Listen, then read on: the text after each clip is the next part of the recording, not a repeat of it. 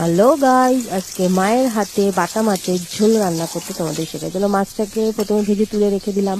এই যে মাছটাকে ভেজে তুলে রেখেছি। এবার হচ্ছে কড়াইয়ের মধ্যে তেজপাতা আর পাঁচফোড়ন দিয়ে এইরকম করে আলুগুলোকে কেটে রাখা দিয়ে দিলাম। আর এটা হচ্ছে সরষে, শুকনো লঙ্কা, জিরে আর আদা দিয়ে পেস্ট করে আলাদা করে রাখবো। সেই আলুটা ভাজার পরে পেঁয়াজটা দিয়ে দেবো। পেঁয়াজটা ভাজার পরে যে মশলাটা রেখেছিলাম বেটে, তার মধ্যে জল গুলে দিয়ে সেটা আলুটার মধ্যে ঢেলে দেবো। নুন হলুদ দিয়ে সেটাকে সেদ্ধ হওয়ার জন্য দিয়ে দেবো।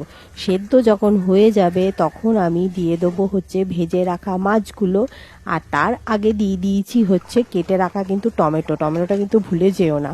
অনেকটা টমেটো সেটা কেটে আমি সেদ্ধ হওয়ার আগে দিয়ে দিয়েছি এবং তারপরে কিন্তু মাছটা দিয়েছি। এবং যখন সেদ্ধ হয়ে যাবে মাছগুলো দিয়ে ওপর থেকে ধনে পাতা